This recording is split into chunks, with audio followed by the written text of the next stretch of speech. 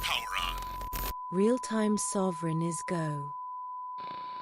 Woo, the Golden Stallion, the man of tomorrow, Savzu, the rated R radio star, here for another little real-time Sovryn. And as is my privilege and pleasure, and woo, emphasis on that pleasure, baby, this time around for sure. I am not alone. I am being joined by the Apple version of Brian Sovryn. No, I'm kidding. And he nods.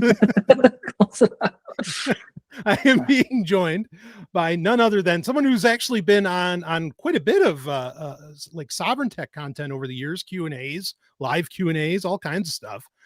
That being, well, actually most listeners, longtime listeners would know you as Emperor Prime.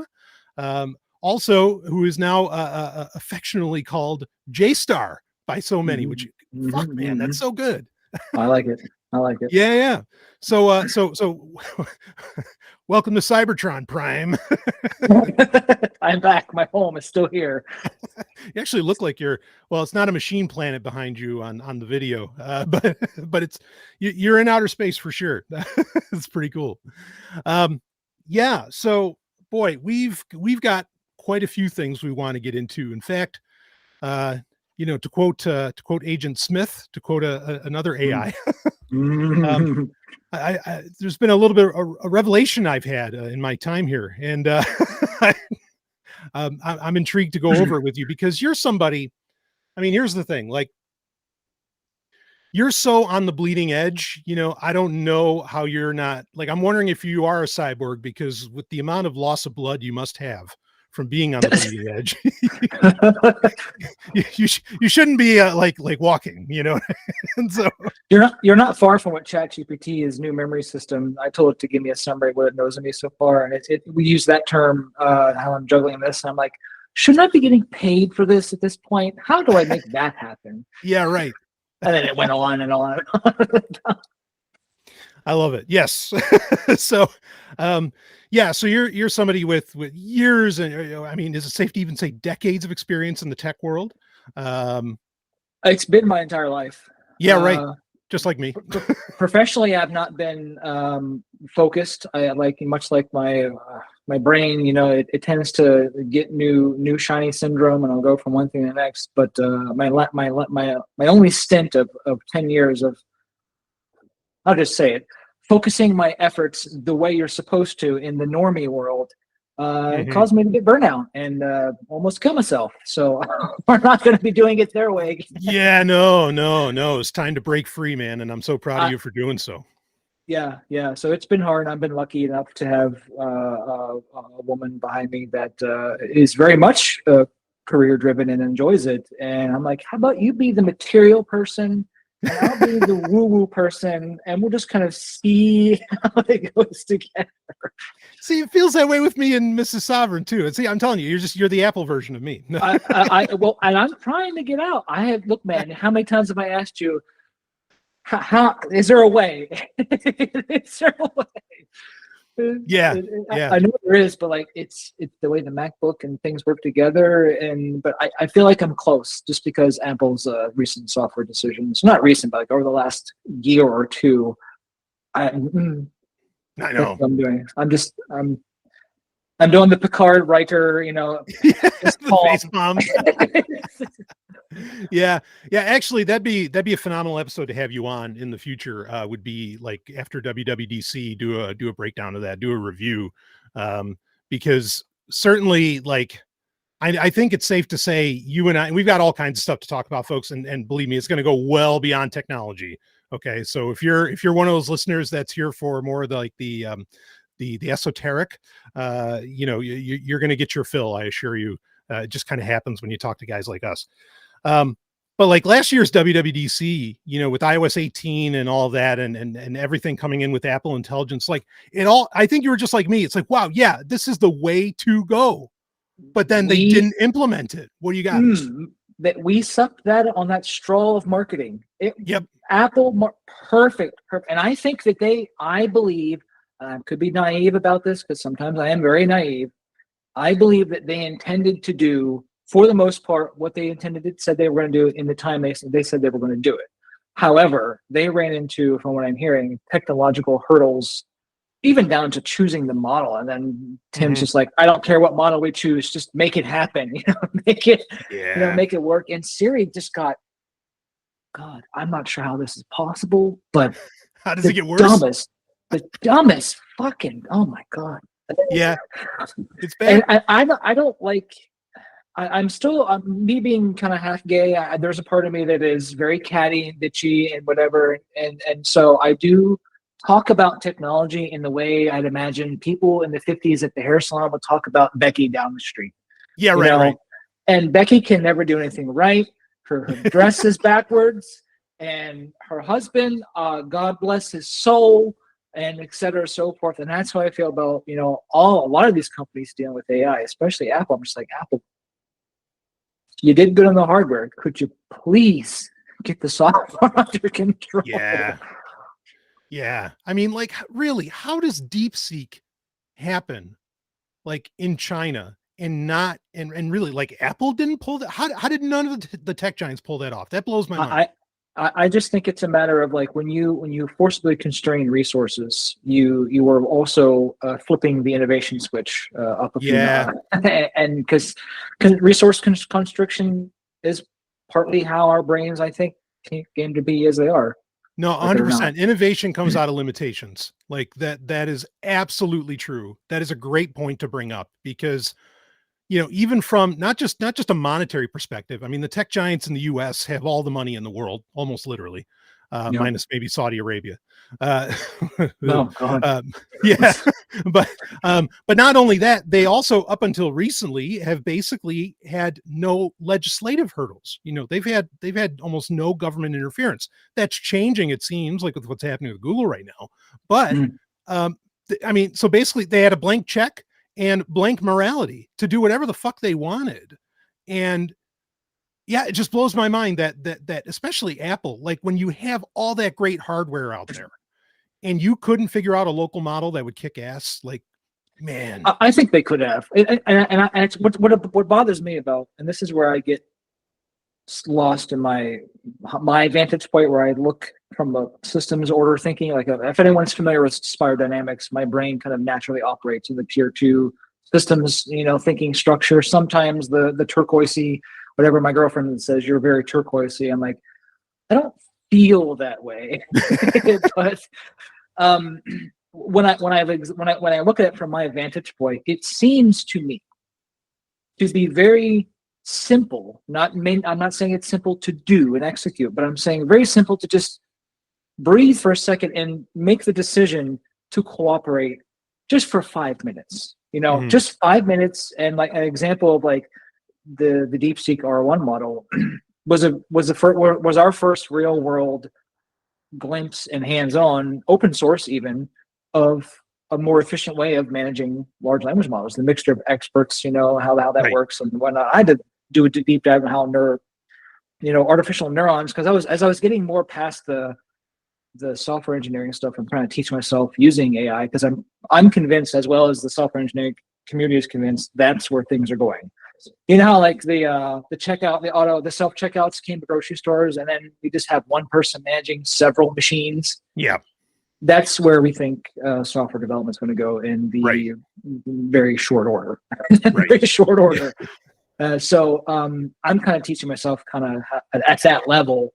But also, for me personally, I've always loved consciousness and technology, whatever. So getting to live through these machine intelligences coming online is wonderful for me, but just seeing how the world has adopted it so rapidly and so thoroughly. Like, ChatGPT is the most widely adopted app / service ever to be developed, as far as I heard. Right. And just the way it operates and how similar we're trying to structure to our own brains. But I didn't think for a while I was going to be able to come out of the large language model. I'm still not convinced it can, but like the artificial neural network itself, I'm like, how wouldn't that create some form of machine intelligence that is useful, generally useful? Whether it's a super intelligence, I don't even give a shit. But if it can stop what it's doing and say, I wonder why, I'm sold. That's all I care about. That's my criteria. Right. Being able to stop and wonder why as efficiently as possible. Yeah, I mean, I do have a bit of a theory it's a partial theory, because this stuff is also wildly complex, and it's evolving in real time across the entire world. Yep. As I've been saying, many times on any show I appear on lately, like, look, your opinion about AI, and I don't mean yours, I mean anybody's opinion on AI is obsolete inside of like 30 minutes, like, like you're exaggerating, but it's not far off. Yeah. Right. It's embarrassingly how quick, like even down when I feel like I was making good choices with my software engineering team as they are, or whatever. Like, one of you made a mistake somewhere and I was too inexperienced to catch it. And now we're here. And so that's what I mean. Like, the moment my agent can stop and be like, I coded this. Why did I code that? Oh, because of this instruction set. If it can self-examine what it just did and correct, sentient or not, that's what I care about. Yeah. No, totally. And that hits it exactly at my theory.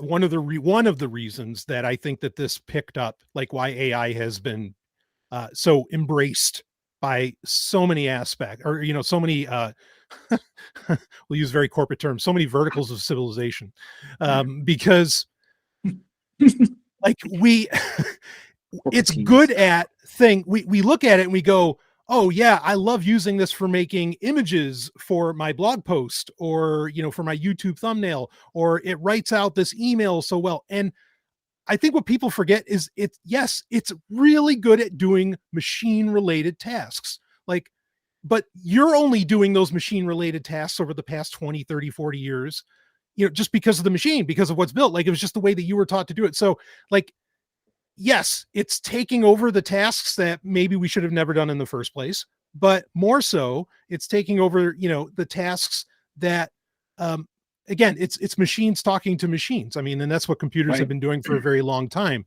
intelligently or otherwise. So of course, like, wow, this is so useful. Yes, because we live in a very, an interconnected machine world. Like, that's why it's so useful. If this was the Middle Ages,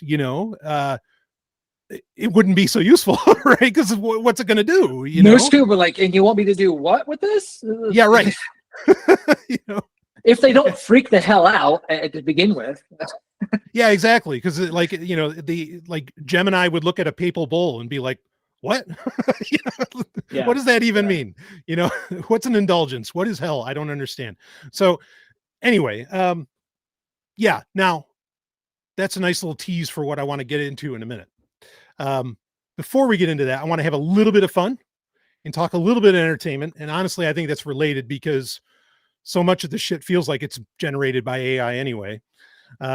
So because here, I got to ask this. This isn't to break flow, because then I also have another question I want to ask you about. Okay.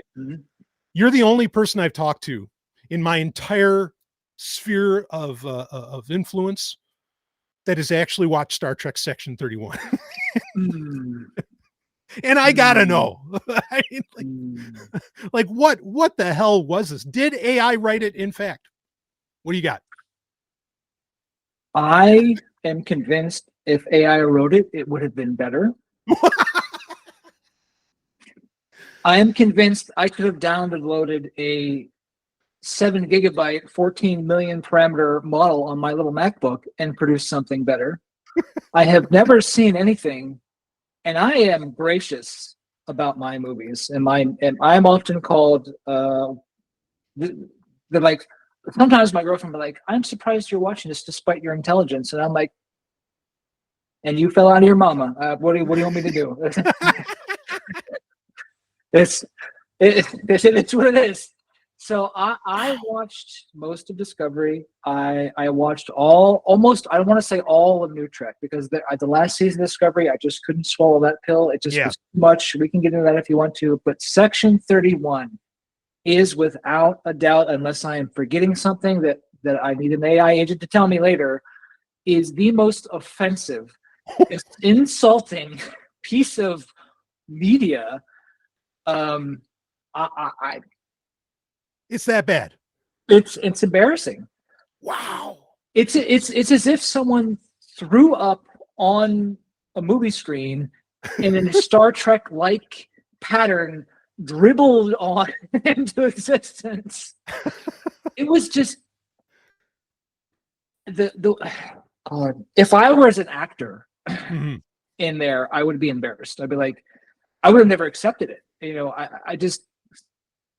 Yeah. I think this is something because I remember recently Harrison Ford got asked, like, why do you take these roles? And he's just like, the paycheck, it's the money, stupid, and like I hear that. So I can imagine Michelle Yeoh probably got like a $30 million payday or something. And don't they have enough money at that point? Well, yeah, that's the thing. I think we're turning into where, like, look, you say, oh, I'll do this for the money or something, or the publicity, but you're going to get negative results sooner or later. And the idea that there's no such thing as bad press, let me tell you, somebody who's worked in PR for years, that's not true. There absolutely is bad press that can shut you down. And it can. Yeah. Like this is such a black mark on Michelle Yeoh's career.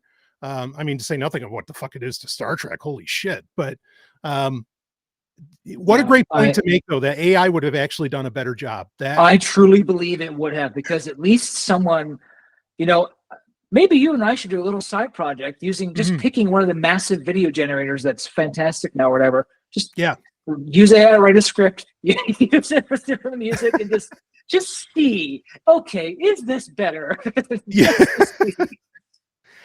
Yeah, I don't get it. And it scares the hell out of me. And I think another conversation that we're going to have, and believe me, folks, is a very deep conversation that has to do with music in a minute here, or in a little bit here. I don't understand. Like these people don't know how to write anymore. I mean, I've long come to accept that, like, anybody who's writing for Star Trek, they're not there to write, except for like maybe Terry Matalas or something. Like, they're not there to write Star Trek anymore. They just, and this is true for anything, any franchise. Okay. Like, a director will take on an adaptation of a book into a movie or a mini series or whatever today to tell the story that they want to tell, not to tell the story of the book, not to tell the story of whatever, the comic or whatever. They want to tell their fucking story and agenda. Okay. I've long come to accept that, that the concept of fidelity to source material is gone. Like that doesn't really exist anymore. But it'd kind of be okay if these people could still actually write, but they can't. Like so much of this. What if they did it on purpose?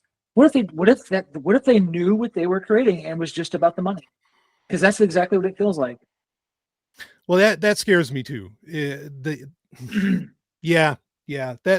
gets into weird territory because Yep. I mean, Star Trek is one of those things. It's one of the few things, everybody would always talk about this. What makes Star Trek different than other science fiction? It's because it's positive about the future. I like the Orville so much. Yeah. Oh, okay. Yeah. And that's something I've yet to deep dive on, and I need to. Yep. I don't know if you would like it or not, but if you approach it if you approach it from a first principles perspective with a Star Trek mindset and leave everything else away from it, just be open to watching it. You might be a little weirded out by how contrived it feels for the first few episodes, but you can tell as the season 1 progresses that the actors and the writers are kind of reaching a synergy with each other. And then it's certainly by season 2 for sure, but definitely throughout season 1, it does get more complex. It always contemporary modern humor, little dirty jokes here and there, whatever that adds flavor to it, modern flavor. But at its core, from a first principles perspective, it is Star Trek. It feels like, I wish I could give you the words without saying Star Trek as shorthand, but like the thing that for Star Trek makes me feel, I feel with Orville. Right on. Reliably throughout all 3 seasons. Yeah, I mean that's reason enough to watch it. And I hear you on that. And there's a time in my life where I would have been like, well, fuck them, like, then shut up and make Star Trek. You know what I mean? But I'm Right. not. That's not me anymore. Like now, it's like, Right. oh no, I get it. We live in this like absolutely oppressive, IP law ecosystem that, because for sure, what's his name, Seth MacFarlane, right? Like Yep. he wanted to make his own Star Trek, and like, in my He did. opinion, go ahead, like fucking go He ahead. did. And if it's fan fiction, like if even if you just want to, I don't care. Like, yes, let's all go make our own fan fiction, because honestly, Paramount at this point, and I haven't even seen Section 31, and I don't need to. And I love that you tortured yourself with that. No, if there's something you don't want to watch and you just can't get anyone else to watch it, I will be a slut. Yeah. And I will watch it. And I will tell you how it went. All right. I love it. Yeah, but I mean, but that's the thing. It's like Paramount's making fan fiction right and left. This shit ain't fucking, not. I mean, it's not quote unquote real Star Trek, right? So everybody gets fine. It has to be about the money. Like I just money. I don't like the terms "money corrupts" or whatever. But like when you have a society that is structured its survival around this fictional thing called money and value and whatnot, that is subjective anyway. And I'm just not, I don't want to get too far into the philosophy of it, but like having the whole promise of society was that we struggle to survive less, right?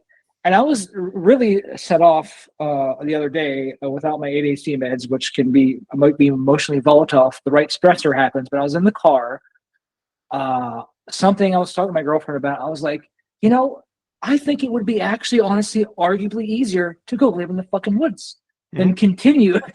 I would miss my baubles and my toys, but like, from a raw survivalist standpoint, if I have to struggle as much or sometimes more just to survive in a so-called civilized society or whatever, why not I just go hang out with Yogi Bear and whatever and just take my chances? At least I know it's a bear I have to battle and not some group of lawyers with their legalese. It's just, I shouldn't have to. In the promise of society is you were born, you are taking advantage of the things that your forebears did to make life easier for you, right?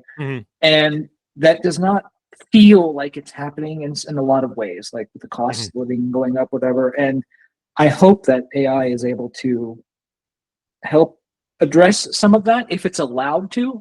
We can get into what I mean by if it's allowed to at some point. But as far as like shit like Section 31, I don't know who woke up. I should make a YouTube channel just bitching about this stuff. You should. Someone had to have woken up and be like, we just need a little extra cash for the franchise.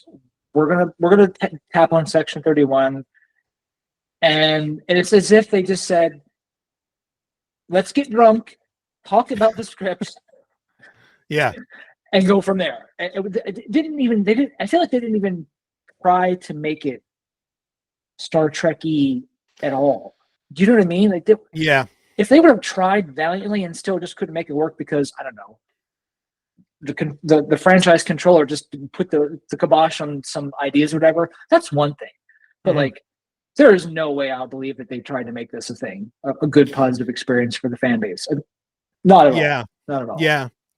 I mean, I'll bring up two quick points. One is, I mean, there's always what's, called Hollywood taxes, meaning that like, and it is talking about actual taxes, and like taxes in Hollywood are a very strange thing. Some movies will get made and never get released, but they do that because if they don't make the movie, there's actually a greater financial penalty for not making it because you hold the license. Then really, what's a great? Well, I mean, the first thought that comes to me is Batgirl, but there are other things that like it's more expensive to not make the movie than to lose the investment on the license, or like the new Lord of the Rings movie that came out, War of the Rohirrim, the animated one. I think that's probably a case of that. But yeah, you can do an internet, or people can do an internet search on Hollywood taxes, and it's insane. I will. How that works. I feel mad just thinking about it. Like, I can't shore that up in my head. No, I know. It doesn't make any damn sense. Yeah. I mean, and most people, I think they think like, well, it's like how Willow got taken down, or Willow, the TV series, got taken down from Disney Plus. It's like, why take it down? You made it, just leave it up there, because it's actually like they can do it as a tax write-off to not make it available, which is just fucking nuts. But anyway, I mean, most people think at that level, but there's actually a much higher level to where, like, wow, like movies are, and it's so convoluted, and it gets so bad because, like, there are movies. I mean, this is part of the reason that bad movies get made, but also there are movies that get made where, there's like whatever speculators or studio heads will say, okay, this movie needs to clear its budget and marketing, by threefold, or we're not going to make a sequel, or it's not going to be considered a success. That's nonsense a lot of times, because a lot of times these movies are already bought and paid for years in advance. I mean, Hollywood moves at a pace of 5-year increments. And again, it's such a different way of doing business. And they've screwed themselves, that anyway, it's worth looking into, bottom line. But the second I will. I will. Yeah. And actually, as you were talking, it makes me a little more worried about, AI could just be used to produce equivalent shit to Section 31, but at a fraction of the cost. So it costs them less to produce crap. So therefore their margins are better, and therefore more junk, or more incentive for more junk. Right. Totally. Yeah. So, well, I'll bring up a second point quick, but then I want to get into AI, because as amazing as it is, and this I think might actually be a bit of a mystery, and emphasis on the MYS part, as in mystical. We'll get to that. But the second point that I want to bring up, actually, this is mystical as well. Your point, JStar, about that, like, they wanted to ruin Star Trek on purpose. I think Picard season 1 of Star Trek is an incredibly fucked up and intentionally dark and intentionally, like, I'm going to use the word satanic in the Christian sense, as in, like, somehow it's a bad thing. It's evil beyond evil. No, it's intentionally written as evil and satanic and ritualistic. Like, there's really that way. There's really dark visual shit happening in that. And they didn't have to do that. Like, they didn't have to be that morose. No. And I'm worried, because they said Patrick Stewart, like, half wrote the damn thing. And I'm like, well, what the fuck is he into? Is he in some Hollywood cult or something? Because this is really, really, I mean, like, the gal, the android getting the hummingbird stabbed in her eye. There's tons of symbolism within it. And it's not like Super Bowl halftime show shit. Like, it's really, really deep cut, like grimoire style stuff that man, and I've threatened to do a video on it, and maybe now my video skills are almost at the point where I really could. So maybe I will at some point, but anyway, I don't want to get stuck on that. But the idea that Star Trek is being used for, shall we say, nefarious purposes, I could believe that. Which is a shame, because it was inherently the opposite. Even if it's non-intentional nefarious purpose, like even if the decision point for, like, Section 31, for example, to beat on that dead horse multiple times, they could have easily just weren't even thinking other than just, let's just produce something that's going to make some reasonable amount of money for the franchise, and get us clicks and views or whatever, and that's all they were thinking. Like, what if it was just that shallow? No, it could be because. Go ahead. I don't think Picard was that shallow. I think there was an attempt to try to explore some darker aspects of humanity that, like, I just didn't think it was necessary to use Star Trek in that way. That's not in my old school view of what Star Trek is meant for, right? Yeah, no, totally. I mean, I'll quote Robin Freebeard right here. Where he said that, the question of Star Trek was, is humanity worth, continuing on, like Q asked during All Good Things at the end of The Next Generation. And Picard's answer was, no, humanity is not worth it. And that's really a shame. But yeah, I mean, because, Section 31 was supposed to be a spin-off TV show from Discovery that was announced back in, like, 2018. So, like, part of me almost feels like, no, they just had to make it because there was some contractual obligation to fucking make it, because, it had been in the pipeline for 8 years, or 7 years, whatever. And anyway, just insane. I can't even call it a good popcorn movie. Like, at least Marvel movies are good popcorn movies. They're very formulaic. Even when you're high on THC and I can see the actors acting, I can just see it's funny as hell. I'm like, oh, it's the same thing over and over and over again. But at least in my idiot brain, I'm like, at least this has some entertainment value, and I understand what I'm walking into. Marvel's got a good, patting down business model there. But whatever's going on with whoever owns Star Trek and makes these decisions, fuck if I know what they're doing. I just I'm with you. I mean, in Marvel too, like Marvel's part of its fortunates is because those movies so many of those movies are horrible. Part of the fortunates is just stuff, especially guys like our age. We just enjoy getting to see, these heroes from our childhood come to life, and like be in action. So you have decades worth of these archetypes, and just to see them in action is sometimes good enough. I'm with you on that. But let's switch gears a little bit and talk about Hollywood, maybe in a somewhat positive light, though I'm a little worried that it's just going to go down the same track. Recently we did get the trailer, as in the past couple of weeks, and we are in April of 2025 as of this recording. Recently we did get the final or an official trailer for the new Tron movie, Tron 3, that being Tron Ares. Now Tron is a franchise that's been going, 30 years now, which is amazing, to consider. And there's certainly been much more than just, 2-3 movies. There's been a cartoon series, there's been video games, there's been, all kinds of stuff over the years. And I'm so grateful for it anytime something, comes along. And I really, really hope that this movie does not fuck up that trend. But, let's talk about the trailer a little bit. Okay. Were you a Tron fan, JStar? I liked both movies, and I recently rewatched them, and then I watched the trailer a couple times, and I watched someone's synopsis of the movies. So I got caught up. I never got into like the video games and the surrounding stuff outside of the movie. So to me, the movies are canon, even though if there's more to the canon. But I've always liked them, and I'm not a fan of older movies. I will laugh at the effects all day long and whatever, but I think it's because it's machine intelligence related. You know what I'm saying? And it's the interplay between humans and machines or whatever. And also the updated version, I don't want to say updated, but Tron Legacy was just cool for the time. The Daft Punk was, doing their track drops and visuals, and it's just unbelievable. I liked it. It was fun, and I thought it carried on the continuity from the original movie. Yes, perfectly fine. Right? Yes, totally. Yeah, Joseph Kosinski is one of the rare, I think he's like one of us. He must be, because he just so understands the 80s.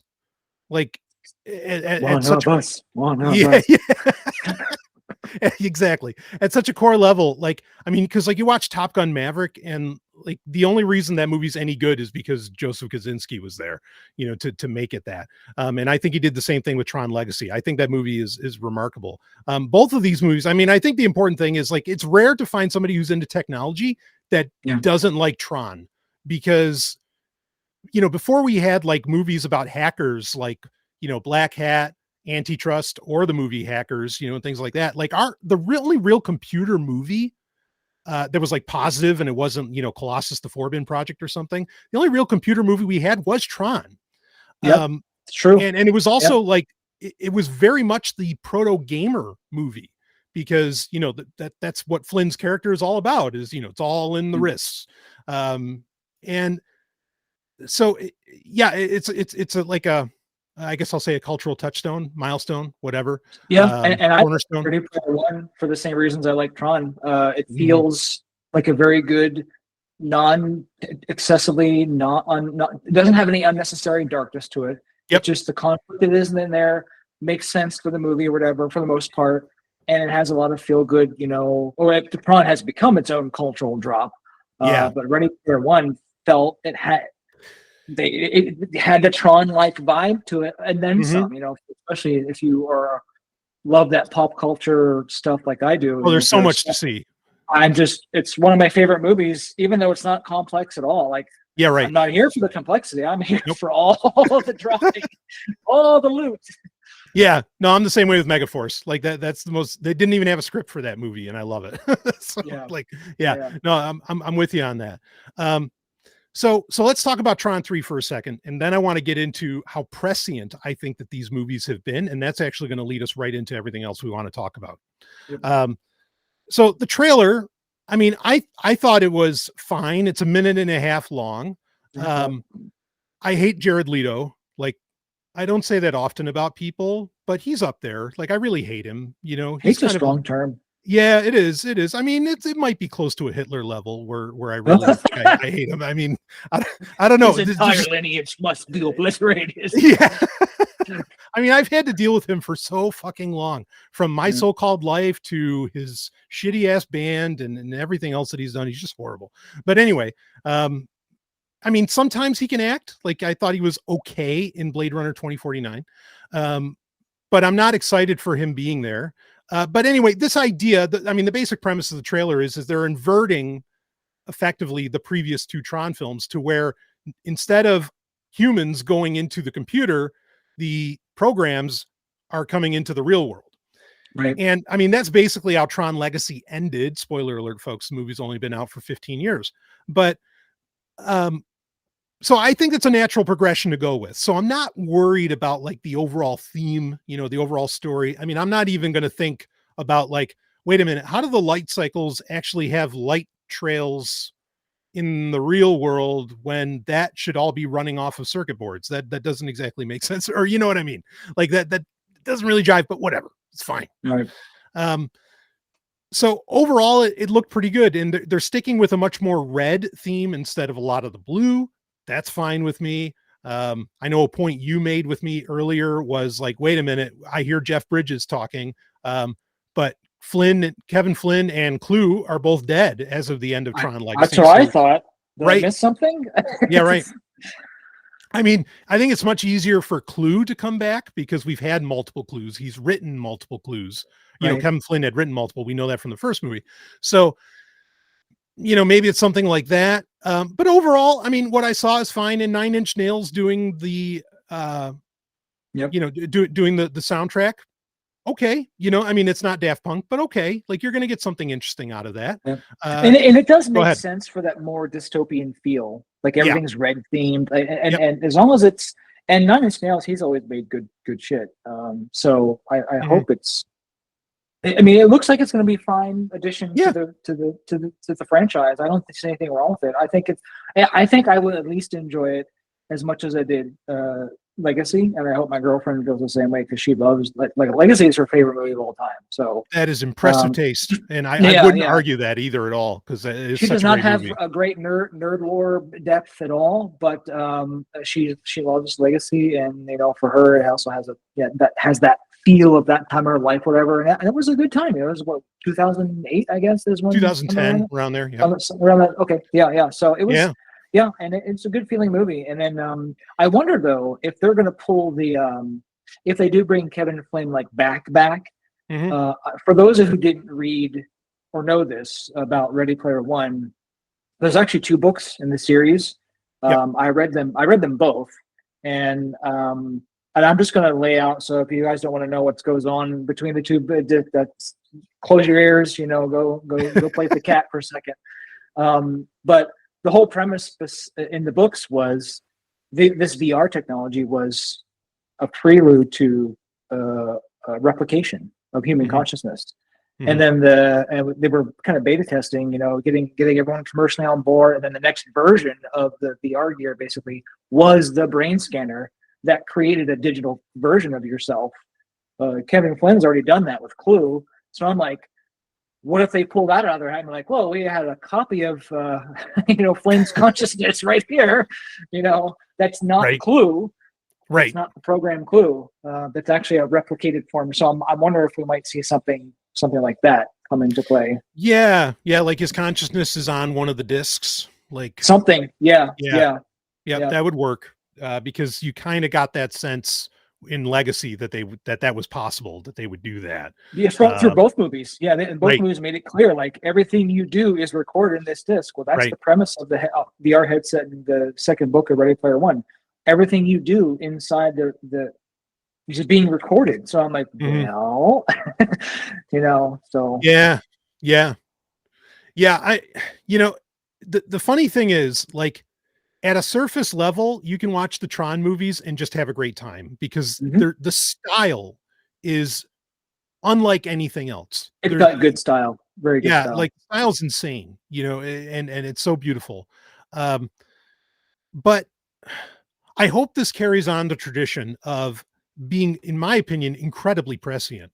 And we won't really know because sometimes a prescient story, that really predicts the future super well can take 20, 30 years, sometimes longer, Mhm.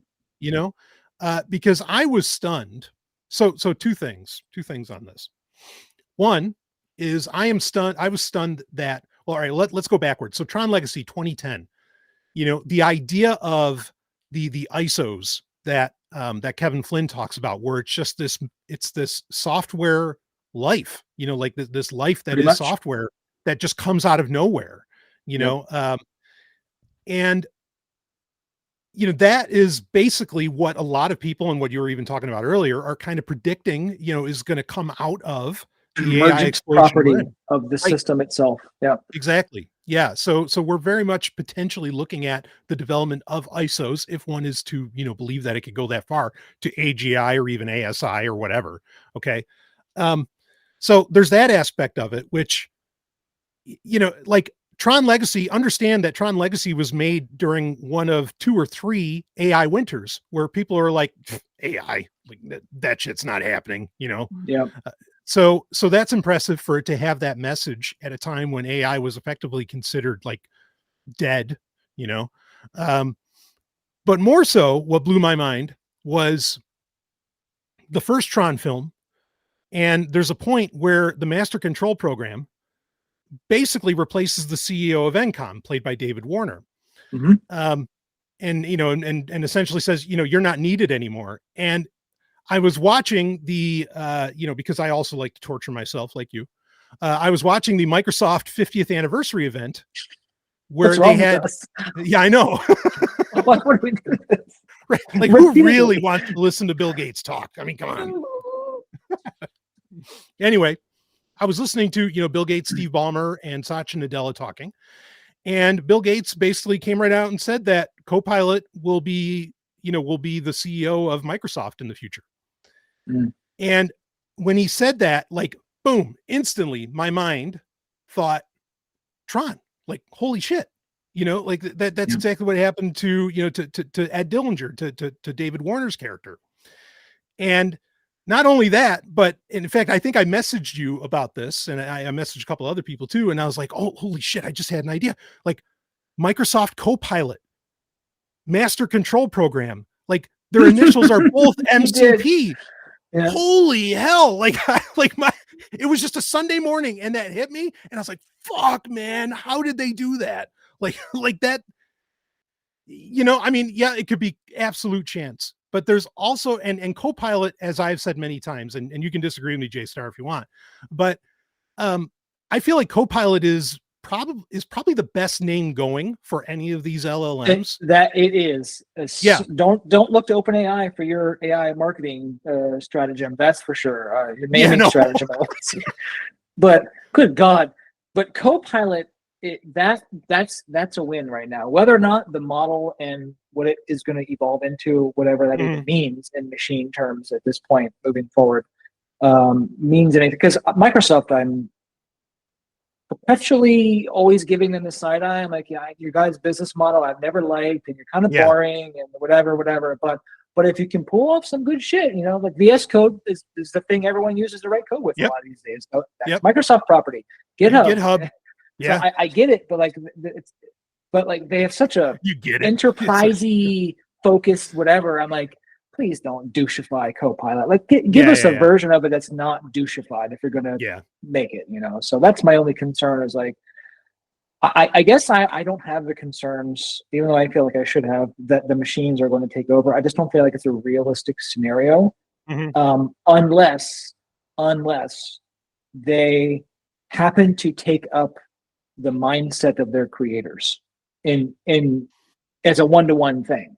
Because I can see a human being with a relatively limited vantage point, which is, you know, where a lot of people come from. Not good or bad. This it is a vantage point.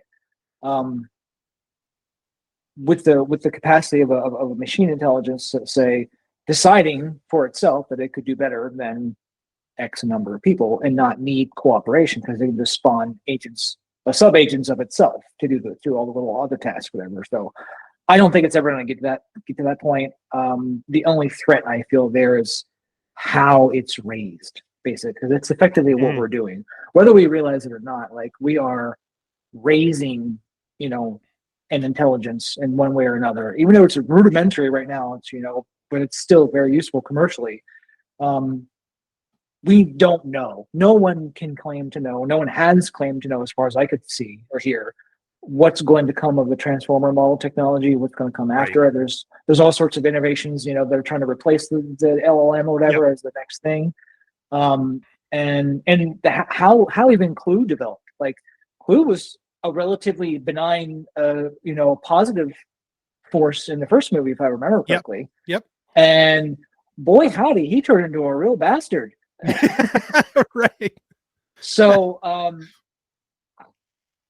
yeah, and you can blame it on Flynn's character, you know, for saying it, and Flynn even apologized in later. I'm sorry, you know, I gave you an impossible directive. Here's why it's impossible. And Clue is so human enough, you know, to not even stop and be like, maybe I should consider what my creator is saying. They just right on through being an asshole.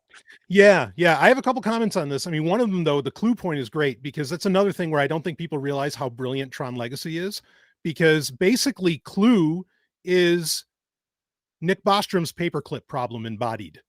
Like, he is that. Yep. Yeah, I am going to make paperclips until there is nothing left.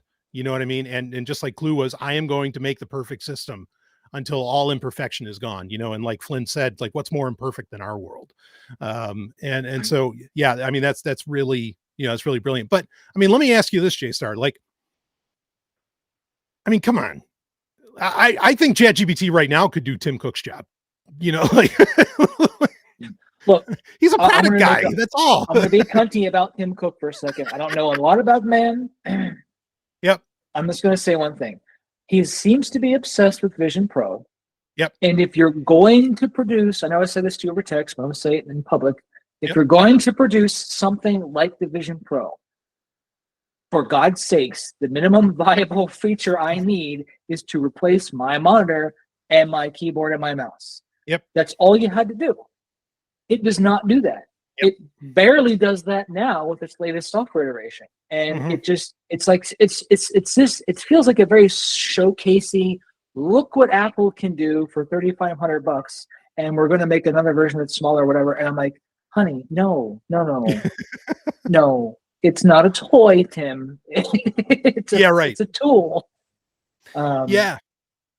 I mean, you know, it's a funny thing, and I agree with you completely on that. You know, I mean, granted, I don't really use a Vision Pro, but even what I experience with like a Meta Quest, which I do use often, like, I mean, there's just so many little things it should do that it just does not do. And it could do. It's literally just software, you know? Yeah. It's literally just software. And that's kind of my point about, like, why couldn't I realize it's a movie. We're being somewhat philosophical here. Like, I get the Tron shit. All this stuff is in media for our entertainment. It comes from a human perspective, whatever. But, you know, in the real world scenario, Clue, if it is that capable of self-agency, does it not have the means to adjust its own weights, so to speak, to use modern, you know, AI parlance? Can it not read its own input output? Can it not, if not self-reflect, can be like, wait a second, you know, it's just this driven full bore, I'm going down this path. And what I want to, maybe this is explored, you know, in the media between the movies, but like, I kind of want to know more about like how it got that way. It goes, because it's like a 180 from the first iteration, whatever it has. And I realize, again, it's for the story or whatever, and it made for a good movie. That's fine. But like, Clue itself didn't have to be that way. So why is it that way? What happened to it? You know? No, I agree with you. And I think it's a great warning story as well, you know, like on where this stuff, because like if you do hand over the reins of of the CEO-ship of Microsoft, to Yeah. Clue. Yeah. Yikes. Yeah, I think there was like a 2-issue comic series called Betrayal that might have gotten into that a little bit more, Okay. as to like how I'll did check that it out. happen to Clue. Yeah, but it's not like, I don't think it's nothing like majorly revelatory compared to what's in the film. Maybe the story around Tron Evolution might have gotten into it too, but anyway. Yeah, no, I'm with you on that. But anyway, I think and so that's why I'm very curious, like what Tron 3 is going to do, because I think these movies have been remarkably prescient. Yep. And people don't even realize it until it's happening, and it's happening now. And it's like, fuck, man, like, Right. let's go back and pay attention. What else can we read in these tea leaves? Yep. So, because I got to tell you, here's the other thing too. This whole episode we've been talking about, so I want to shift gears a little bit, because this whole episode we've basically been talking about, can AI have a soul? If we're to quote a Star Trek, actually good Star Trek, like Measure of a Man from season 2 of The Next Generation, does Data have a soul? And basically, is AI, like, can it really, and what's at the how to put this? Like, what I think this abstract idea, because defining the concept of the soul is a fucking mess to do. Okay. I was just trying to do that in my head. I was like, you know what? I'm not even sure souls are even in my woo-woo world. Mm-hmm. I'm not even sure I would say a soul. I wouldn't even make the term part of my jargon anymore. Yeah, no. I try not to either, because it's so loaded. Like it basically means nothing, and not only that, because then ultimately what you're getting at is like, okay, is something conscious? Is something sapient? And I think one of the ways, okay, well, all right, let me back up just a touch, because then it becomes, well, what is consciousness?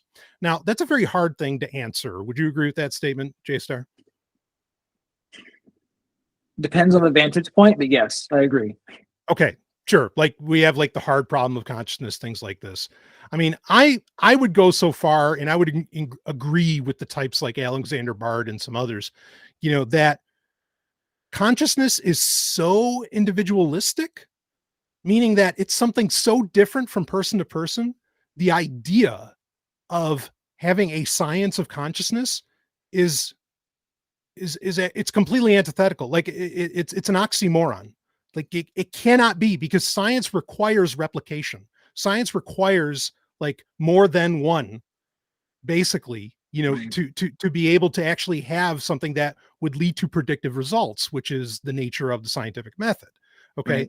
So ultimately, like, the idea that we know consciousness is a thing, but like, to say that there's like a science around it and that you can really define, like, I don't think that's ever going to be possible. It won't be. Go ahead. And I think because there was a time and place for the so-called hard material sciences that really started becoming up and up in the 1950s with the chemical revolution and chemical this and stick. And I have to look at people and like, you must keep in context. And I know I'm annoying about context and higher perspective vantage point, but I do see things constantly, sometimes to my detriment, from a 10,000 foot level, frequently at a systems thinking level. I just can't help it. Right. Yep. So when I take those things in context, I'm like, you do realize that sometimes you people are relying upon processes and knowledge from the time when doctors were saying smoke cigarettes. Yes. Right. So maybe take that with a grain of salt and just reconsider. It's just, and also our society is still producing these cigarettes for one reason and one reason only. There is a economical model around it. That's all. Mm-hmm. Mm-hmm. And you cannot deny the ability of economic models to twist fundamental principles on which humans operate. Yeah, no, totally. I mean, this is, in my opinion, the problem of capitalism is that capitalism requires you to believe that everything is for sale. Everything. Right. Everything can even be your bought. own survival, literally Exactly. your own survival. Right. And the problem with that is, like, we know that not everything is for sale. Like, sure, sex is for sale. Sex can be for sale, but love? No, that's not for sale. And I mean, there might be like what people could see as an illusion, and I say that with an ILLUSION, an illusion of love, but that's not actual love. Like there MDMA, for example, can give you an illusion of love temporarily because it bolsters the connectivity between human beings, but it is an illusion of love. Exactly. It's not the artifact. It's not the real artifact of love.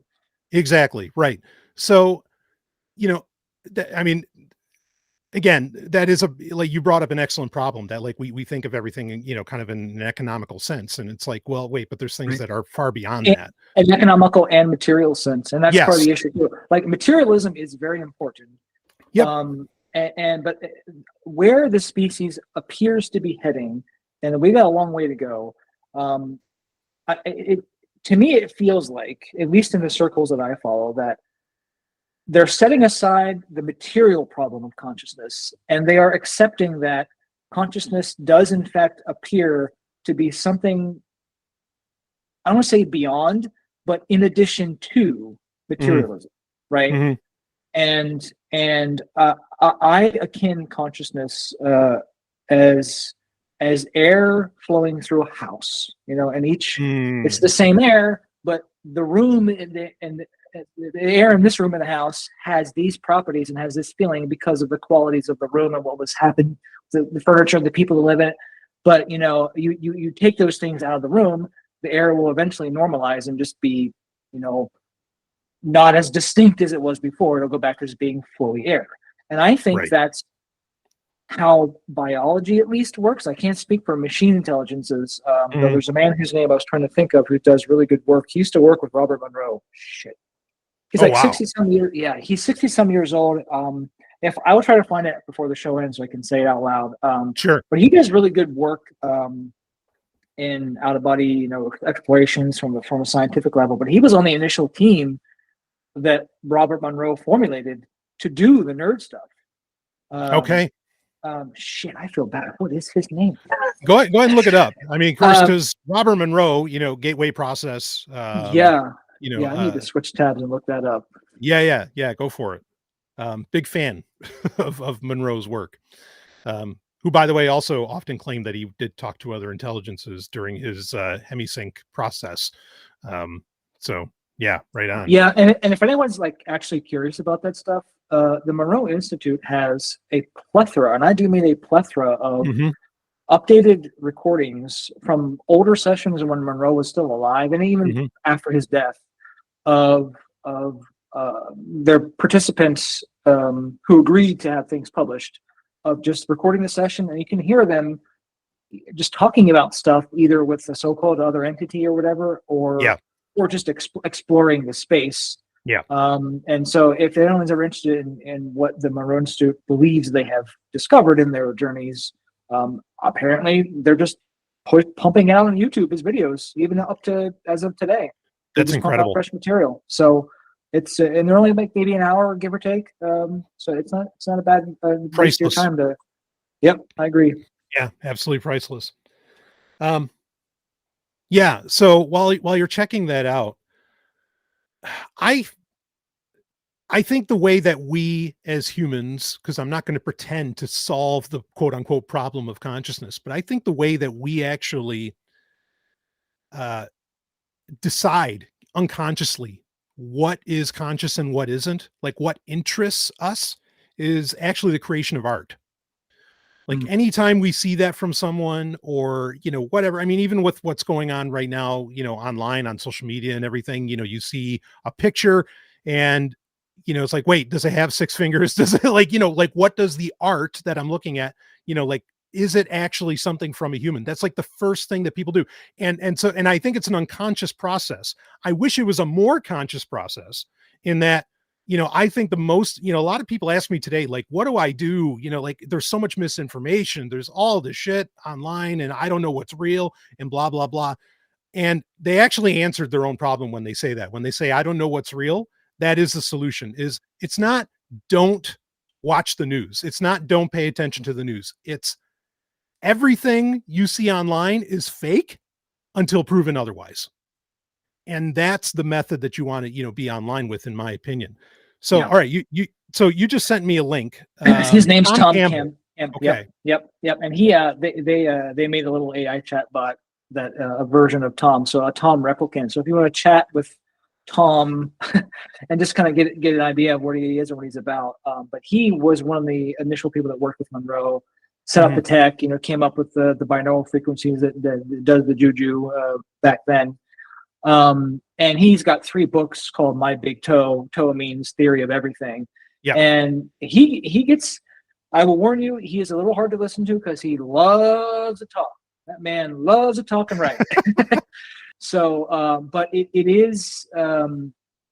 is very good cross section of materialism and non-material fundamental consciousness, which is what I feel and believe permeates everything, right? Even down to the things that we think are not consciousness.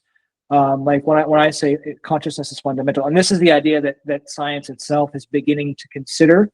But of course, there's this balance of like, how do you measure fundamental consciousness? How do you there's all sorts of talk about that right now. There's theories about it. It's been going on for a while, but it's gaining more acceptability to the point where you could find it on podcasts all over the place, and they're talking about it. The scientists themselves, not even the podcast hosts, the scientists themselves are just kind of casually talking about we had a hard time figuring out the material aspect, and we made some good progress about the brain itself, whatever, but it appears there is a lot more going on here than we even believed or thought was going on. And we're kind of taking a step back and reconsidering, I think from a first principles vantage point of how they even approach consciousness. Yeah. I mean, and this, this gets into, I mean, basically, and correct me if I'm wrong, you're describing panpsychism, right? Maybe, I don't know. Sure. Okay. Yeah. Well, I mean, these are things some of these ideas, and this is another major problem in science where, you see these effects, right? You see the results of something, but you can't measure, what is the cause? Like measuring the causes. I mean, this is how things like dark energy and dark matter get pulled out of collective asses at NASA or wherever, they literally are pulled out of asses. They can't just leave it as a null zone, a zone of ignorance. People just leave, and I'm not one of those people, but I am when it comes to certain material things, but in general, I'm not. But humans, because of our biology, have a need, no matter how you objectify that need, for some degree of certainty and continuity, right?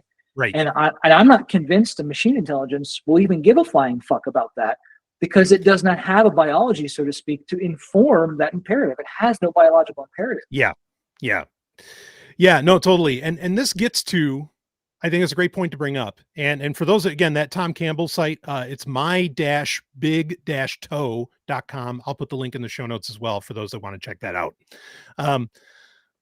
But it kind of hits at that point for me of, what what do people respond to? And with artificial intelligence, again, this question, is it actually intelligent? Does it have this? Is it something that we would even recognize, as being some form of consciousness? And this is going to get into something that I just did today. And we did not plan on talking about this. And I shared it with you earlier, and I shared it with some other people, and I'll give you their responses as well. But, to get kind of at my premise, that, one of the ways we look to see if something is quote unquote real, as in, did this come from another human? Did this come from another intelligence? Is, it comes down to basically, art and the fidelity within that, the understanding, I mean, truth is, the correspondence theory of truth is that when enough people around you basically confirm that the sky is blue, then you're pretty confident that the sky is blue. The sky is blue. Yeah. Okay. Right. It requires less neural load to try to wonder about the sky when okay, Tom, Dick, and Harry and his mama told me the sky's blue and it looks blue. Good enough. Move on. Right. Just like we know that, okay, most people have 5 fingers, maybe some have 6, but they sure as hell don't have 7. And so when we see an image, online of somebody with 7 fingers, we're like, oh, well, a human didn't make that, or at least not exactly. Right. And so we treat it as something that is not conscious. We treat it as something that is an other. Okay. It doesn't have that, shall we say, passion that is at the very heart of any art. And passion, I would argue, is also at the heart of consciousness, but that is a huge subject to get into that we don't need to touch on right here. Right. But this is something that scares me because earlier today I used Suno.ai, which is a music creation AI, fairly new. It's only been around a couple, 2-3 years, maybe 4. And this is my first time using it. Okay. And now I'm an above average prompt engineer for sure. Okay. For many reasons. I've been doing this for as long as it's basically been a thing, or a more public thing. So I get that, but I maybe this is my first time doing it. I maybe put in 3-4 sentences. I didn't write any lyrics for this shit. Yeah. I told it to make it a metal song or something. Okay. I told it to say my name, Dr. Brian Sovryn, and all this. And I'm going to put this song in, okay, in a second here. But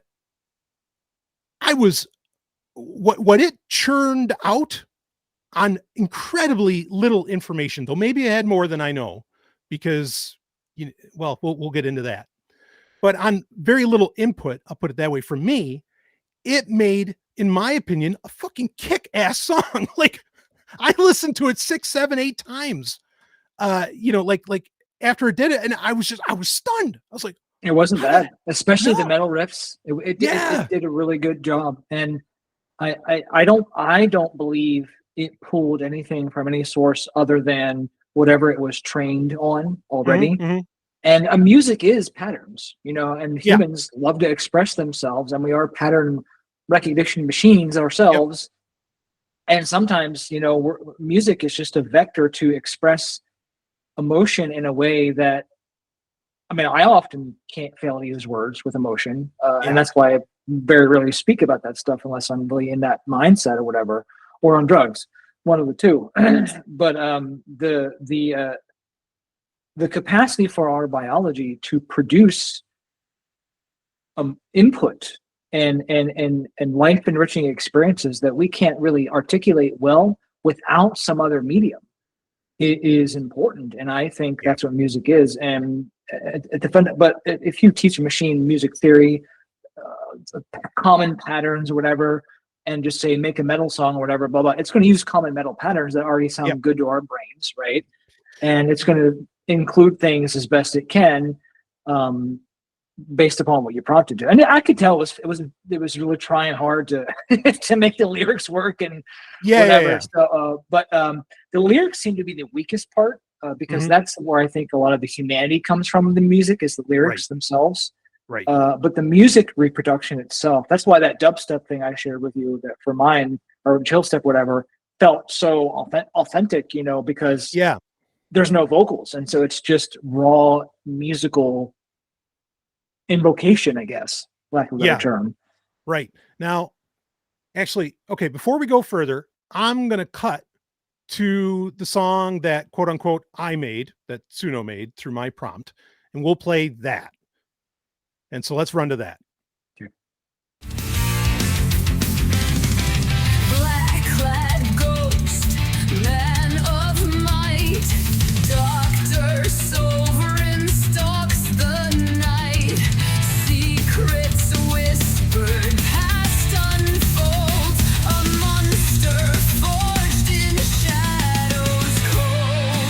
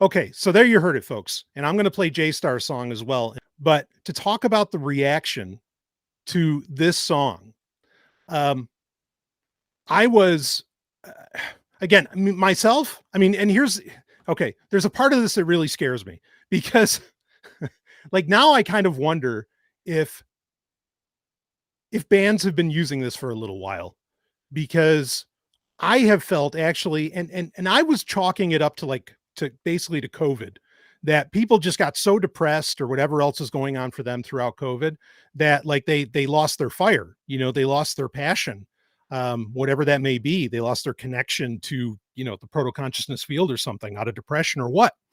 Right. Cause I was trying to understand, I'm like, why do your albums suck now? like you're not even old, you should still have this, you still should have, plenty of lead in the pencil. And they wouldn't, or they'd be so formulaic, like Camelot or something, where like, holy shit. I mean, now I'm wondering if AI has been writing their songs for years now, but I'm sure it might have been informing it. But yeah. I think stuff like Suno, where it's legit generating like music to the point where we're able to like, that's usable music. Yeah. Suno came out it came out in December 23. Okay. So it hasn't been around that. Yeah. Yeah. Okay. Yeah. The generative music and the generative video models have only really been useful since various points in 23 moving forward.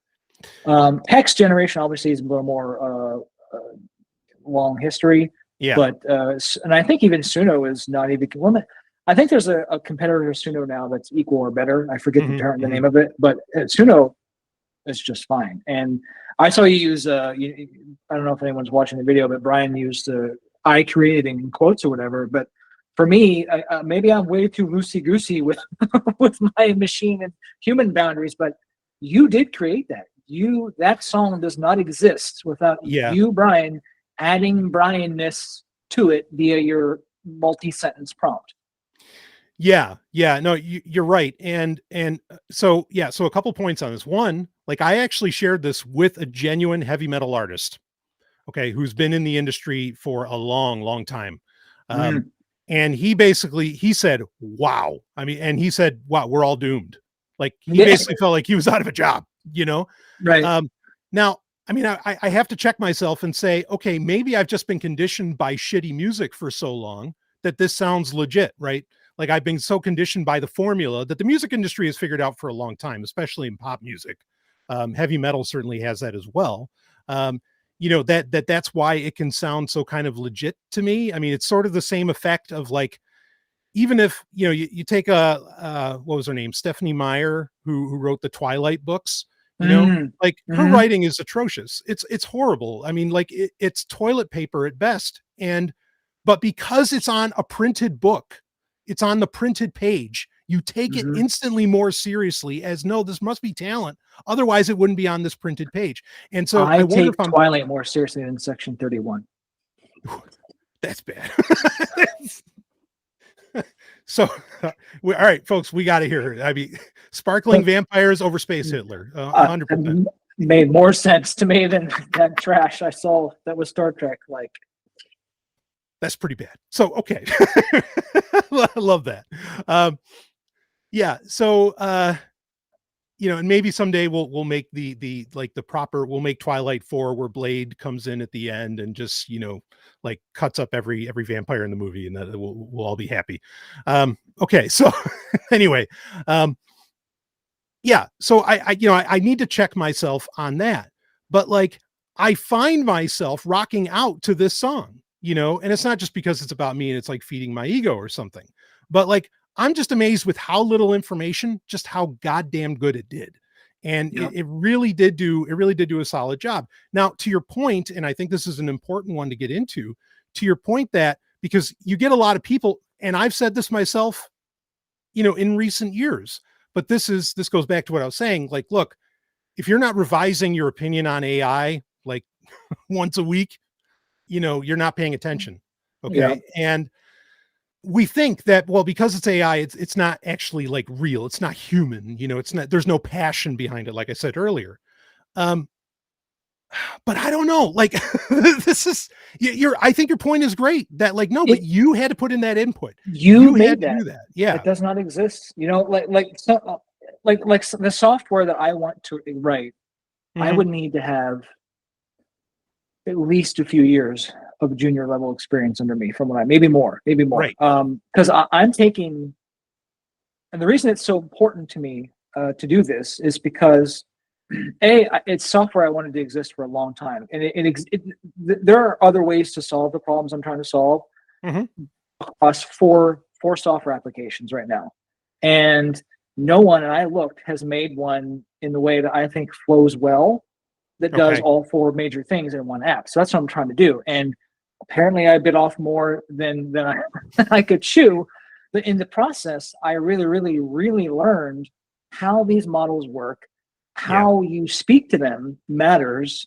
Unfortunately, they require a lot of guardrailing, and even then, like the new version of Sonnet 3.7, I heard you ask me for a red ball. I made that for you. I also added spikes to it. It can walk, and here's a disc. Yeah. And so it's we're not at the point where AI could write. I am convinced if I can get this locked in, I'll be able to write the software I want to write. It'll take me a while longer than I thought because I'm learning so much in one shot. And again, things keep fucking changing. Yeah. It's a little frustrating, but for me, I am on the forefront. Me and other people like me are on the forefront of adapting to these tools in the appropriate fashion versus the old guard programmers are like, well, it doesn't write as good software and it doesn't make as good paintings. It doesn't make as good, music, whatever. I'm like, hold on. Yeah. A lot of people's feelings that are negative about AI creating stuff, in my opinion, would be 80% gone if it weren't for the commercial viability problem we have to solve. So like your metal friend, like, oh, I'm out of a job or whatever, but you're not out of writing music or creating music. Yeah. If you're doing that for the passion because you love it or whatever, you can still do that. But if it's not commercially viable, his mind has to calculate that. Yeah. And that's where I hope our society gets to even a quarter of the way as Star Trek and Orville predicts, or not, I don't say predicts, but assumes we'll get there somewhere where the economic need is not such a master control program. It's an overseer. Right. Everything goes through this master control program of Right. capitalistic thinking. And it overshadows everything. And even the machines think this way because they're trained on our data, but they aren't. Their biology, because it's machine-based, is not adapted to need money or believe it needs money the way we do because we assume money is survival. They don't give a fuck. Yeah. Right.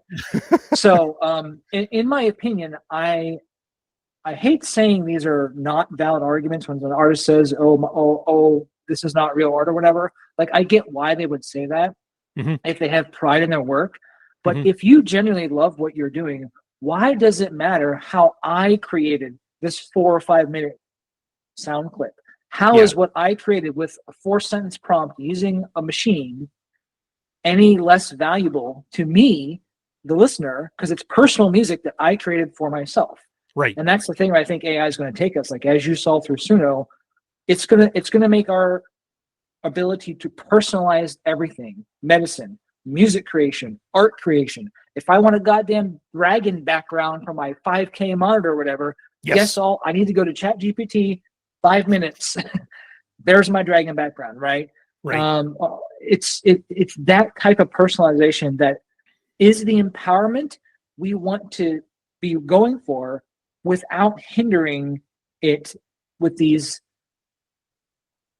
silly concerns about jobs and economy. I know that sounds naive, but when we over focus on job protection and economy, we're losing the picture that we're trying to bring into clarity, I think. And that's where a lot of people's fears are coming from. Yeah. No, totally. And look, I mean, and I'm coming, and I agree. And I'm coming from the perspective of like, I'm not somebody with an ass ton of money by any stretch of the imagination. Okay. But at the same time, like, I can say to myself, like, where in all that is existence is there some kind of requirement that you must have a job, like that like a job is like a human right to, according to who, when, like, no. you know what I mean? Yeah, you know, now you're hearing that out loud in the context of this conversation, even the idea of a person, I've always found it insulting when a person defends their right to a job, and I'm thinking to myself, is there not more to you than that job? And this is the part where I need to understand. To some people, the answer is no. To some people, from their vantage point, producing a piece of trash like Section 31 is a viable economic decision, right? Yeah. Makes perfect sense. Fuck Star Trek franchise. Fuck your feelings about, you know, Picard and all the history. It's just they didn't even intend for it to be that bad. It's just an economical decision, right? Right. And it's just business, right? And it's the same thing with jobs. It's like I need to have a job because it gives me purpose, whatever. That is different. Jobbing is different than working, in my opinion. Yep. Well, I mean, this is more of the economic thinking, and talk about dead horse I don't want to beat. I mean, I don't want to beat any horse, but like, you know, our language, English itself is mercantile, you know, so like it forces us to think in concepts of like transferring value and things like this, and that's its own problem. But like, just the way we talk to each other when we first meet somebody, what's the first question we often ask them? What do you do? Yeah, exactly. This is your mom. Yeah, right. Yeah. If not now, in 5 years, you know, if that's my 5-year plan, is just I'm gonna being in catch your up mom. with her. You wait. Yeah. Don't worry, it's gonna happen.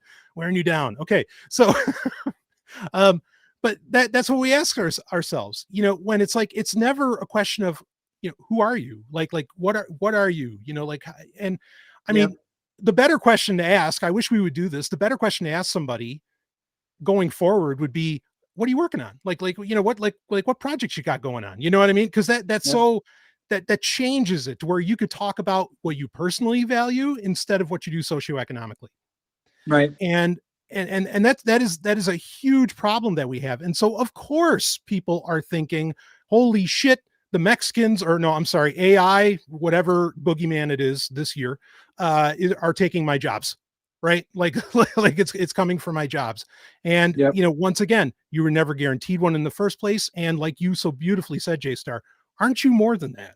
In fact, is that really you? You know, but to some people though, they aren't. That is their vantage point. And a perspective shift could happen. You know, like in COVID, people lost their jobs, or whatever. I've heard so many horror stories, but also I've heard a lot of neutral and good stories of like, it was the best thing since sliced bread. It forced me to stop with this stuff and make different choices. So it like anything that happens in society, this whole AI nonsense, the whole computer shit, the light bulb, it's all going to have, you know, its ups and downs, and job restructuring, including complete evisceration of entire job markets, is part of the process. But it's when we slow things down to the detriment of the outcome, in my opinion, provided it is a good agreed upon outcome, that we like, you don't want to hold on to the concept of a job just as a means to survival. We want that to go away. We want that to go. That's the point of society. No, totally. And I mean, even think about it this way. Like, what is the major problem that AI companies are having right now? New data. Like they don't have fresh data sets. They're almost out. Yeah, they're almost out. So they don't have training data from humans.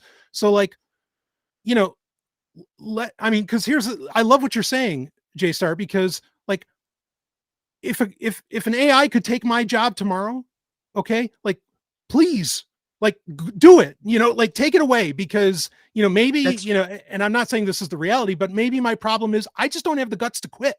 You know what I mean? Or something like that. And some people, there's something about you're very, you know, your pride in what you do. Like, some people don't realize that they have this historical momentum of these egoic identifications with, this is my job. And this is going to make me sound naive for my age. I'm 45, but like, it is an alien experience to me. And I do mean this, not for exaggeration. I truly mean when I say this out loud.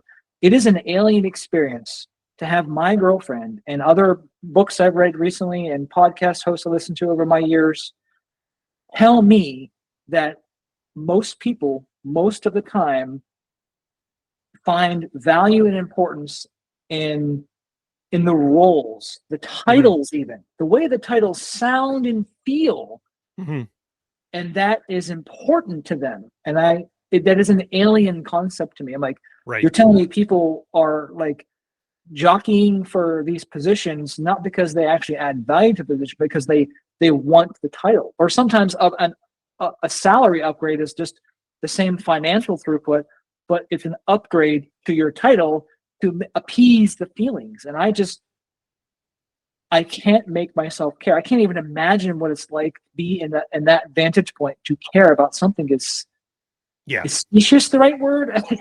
Yeah. No, title. I agree. I think there's a lot to what you're saying, and there's a lot of quiet parts not being said out loud as to why you don't care, in my opinion. And I don't know if I even want to, I don't know if I want to speak them right now. And they're all good things.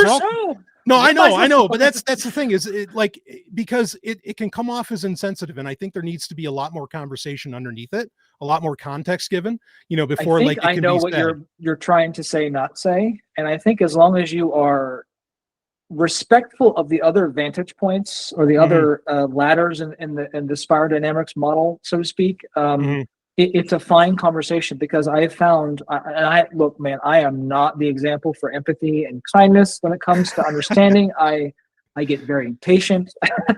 Right. And it's because that is partly with what happened to me in the past informed my biological wiring to set me up to, how do I word this? Hold on, loosey-goosey words, to make me a more suitable environment to have the perspective I have. When I say environment, I mean the room of my body through which the consciousness is flowing has a certain tone and a feel to it as it's routed through this particular body, right?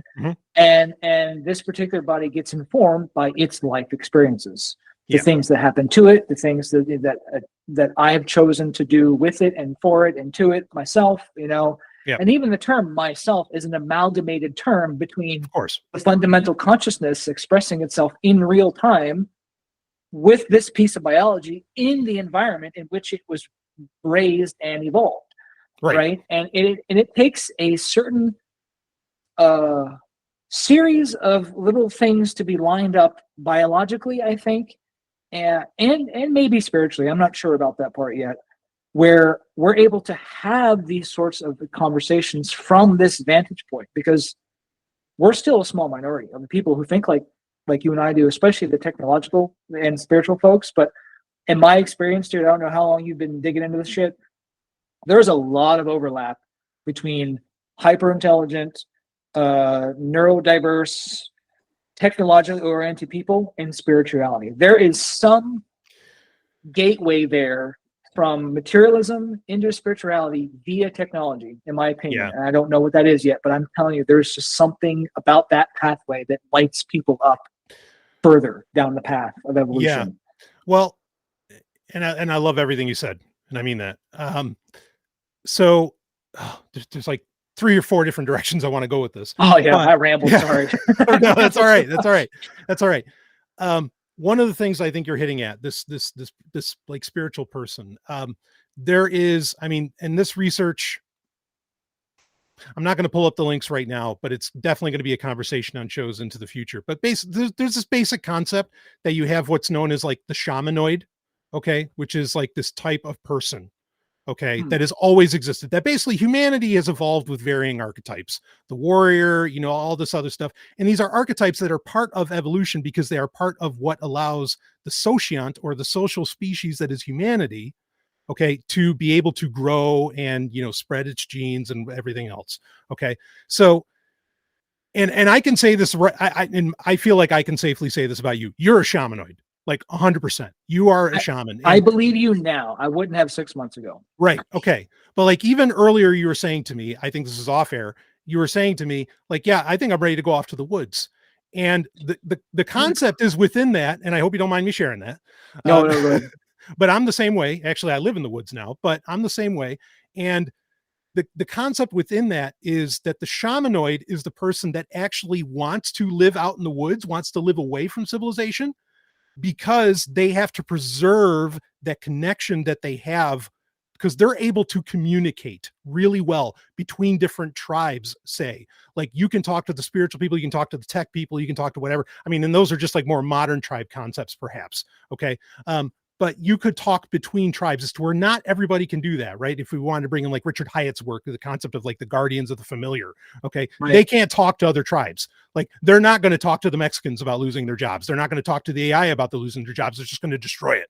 As to where Right. you, even with AI, you can be a shamanoid and say, yes, I will talk from the human tribe to the machine intelligence tribe. Right. Okay. But you want to get away from it all, because you are preserving yourself away from the cultural degradation that naturally occurs due to the stuffing down of different passions of humanity, where we end up with things like Star Trek Section 31, which I can't believe how many times we've referenced that in this episode, but it is absolutely a symptom. It is a symptom of that kind of that societal degradation. Okay. And so you're feeling just like I am, and just like other people I know, you're a shamanoid. You're like, no, I need to be out here protecting the truth, or like holding the truth. And when you fuck everything up and you need to basically like reconnect and restart everything, you're going to come and talk to the priest, or you're going to come and talk to the shamanoid. Okay. I feel like that's what I am. So what did I say to you before we got on there? So I said, I feel like, and I'm adding on to what I said, just for the audience sake and for my own context, because sometimes I have to pull in my own context window to speak intelligently. I'm a derpy machine myself, with no context window whatsoever. I started out life backwards from what now I understand at 45 is a lot of people's experiences. Meaning, my late teens and my entire 20s, I was reading, I was studying, I was exploring consciousness, I was dickering around with technology, and I did not and still cannot give a ratty rat's ass about career and money or whatever. And I know I have to, and so I've always made my way in life. But yeah, when I started to give up what were my natural shamanoid like tendencies, as I love that word, by the way, I'm gonna start using that more often. Yeah, that's Alexander Bard there. Okay, pretty good all right. philosopher. I don't agree with him on Yeah. everything, but he has some good stuff. Go ahead. That's an excellent word. It even sounds kind of machine like. It reminds me of the Alienoid movie, because Yeah, right. Yeah. But I've always felt very displaced, but not in the sense that I don't belong to humanity. And I can tell you, I'm gonna give details, but there is some aspects to my trauma-informed biology that does dictate some distance from humanity. But I was always kind of at an arm's length with humanity, not by choice, but just because I didn't get it. I was never caught up with the class. And so when I moved from my place of origin to Montana, and I really did it everyone else's way for 10 years, I'm not exaggerating. Not only did it burn me out, I nearly killed myself a couple times. I almost did not make it out alive, trying to do things the way you're supposed to do it, and not really understanding, like, this whole time I need to find part of my we'll say critical path items for my particular incarnation that you're speaking to right now. Is I have to learn how to bridge, for me personally, the material and this shamanoid like perspective to make something useful. Right. When I say useful, like, I hate using this term, but there is nothing wrong with having an interest in being economically viable, because that's the environment we run in, right? So there are so many people, yourself included, I found, are able to make a life for themselves outside of the jobbing model, outside of the career model, so to speak. And I chose to try to force myself into that jobbing, careerish model, despite my natural tendencies to the contrary. And it was not a healthy thing to do, and it wrecked me, right? And now I am very blessed with a girlfriend that loves to shit on me despite my cunty behavior. And she loves the career stuff, right? And she's very, very good at navigating the world in a practical, material way that I'm not poor at, but I'm not shitting you, Brian, zero egoic investment in money and titles and job. Even my old job, they were trying to, like, my boss was like, I can't figure out what motivates you. I'm like, honey, it's not money. It's not title. I'll take the extra money. Give me more time off, more time to myself. Time is vapid of a concept as it is the one thing, when you're focused here on the human vantage point, that feels like it's an irreplaceable resource that we take very seriously, right? Yeah, it is reality. Time is reality, 100%, and you're recognizing that. Yes, right. Yeah, no, I hear that. Oh man, yeah. So, on a lot of what you said about not caring about money, not caring about title and all that stuff. I mean, like I've accrued some titles. I mean, there's some behind me here, but like I literally do it as a joke because these things mean nothing to me. The doctorate of divinity. That's exactly. It's like you're invested in your life, but you don't take it so seriously as you turn into a mega Chad Karen. Right. About no, that's the thing. Yeah. I mean, I'll take on anybody who actually, has whatever education in such fields, but that's the point, is I'm just making a joke out of it. It's like, shut up. You don't need that goddamn college education, or whatever. But yeah. But anyway, so, it reminds me, and this speaks to what we were talking about earlier, like with jobs, but the money and title thing, like I'm reminded of, I think it's a Benjamin Franklin quote, though the internet might have misattributed it. But, where he says, like, only a scoundrel is afraid of a world without money, because then the only value they have is what they are, who they are, like themselves. And that's so true, like, and for those that, may have wanted to hear me talk about or speak the unspokens or say the quiet parts out loud, that leads down that direction. That's a hint at what I would have gotten at. It's not exactly it, but it's a hint anyway. But there's that. And so, we recognize that it's bullshit. I mean, yeah, I mean, money has real consequences, as in interactions with people have real consequences, but money itself, it's fucking fake, man.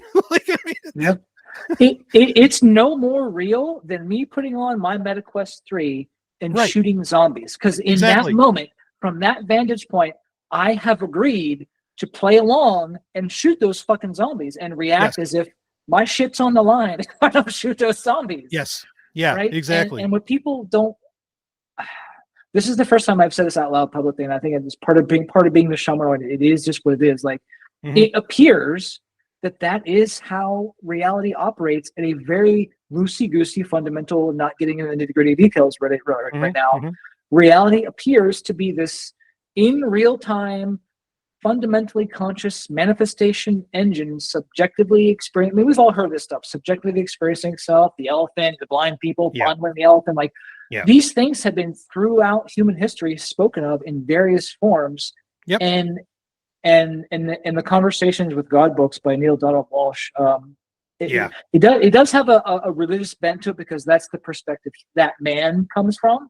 But you set aside the religious bent for a second, and you listen for what's really being said, you can hear the echoes of this consciousness just giving us little reminders throughout each generation.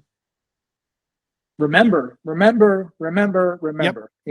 just, I know it's a process, remember, Yeah, they're mnemonics for the Shamanoids. I mean, like that's really it. I think. And just to kind of like wrap up a little bit on that. I mean, understand that again, I'm not posting all the research and everything here, but the theory goes is that you have maybe 1 to 8% of the population that is a Shamanoid, and that's it. And that other, 92 or whatever percent, they're not less valuable. No one's saying anything of the sort, but just that, like, there's all different kinds of people. There's archetypes that make humanity go round and round.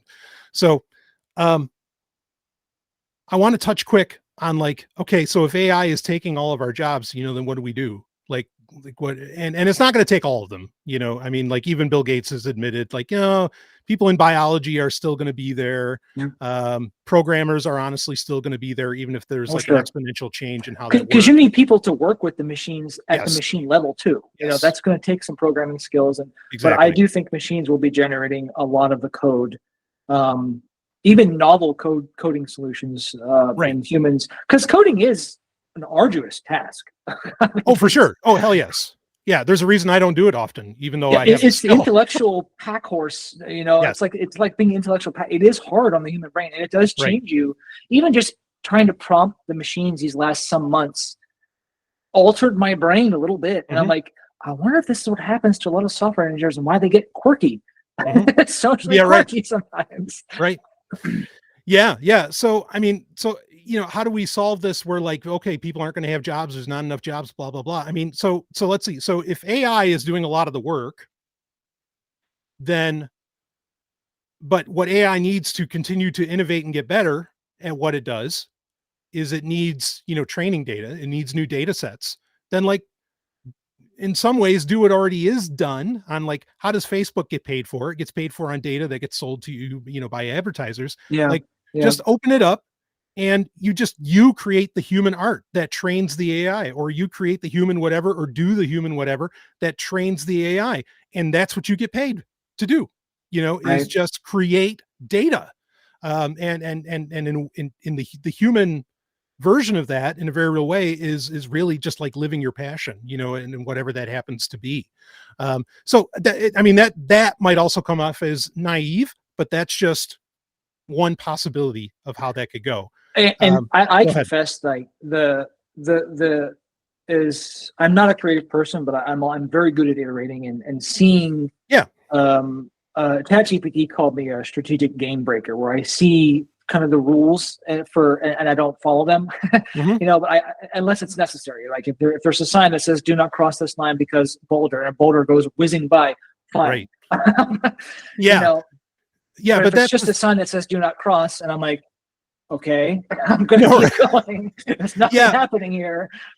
No, right. But that's the thing, is that's and really, I think the Culture series, as in the novels, was really what far ahead of the game in understanding like why AI would want to continue to have us around, because in Ian Banks' books, AI basically like kind of runs everything.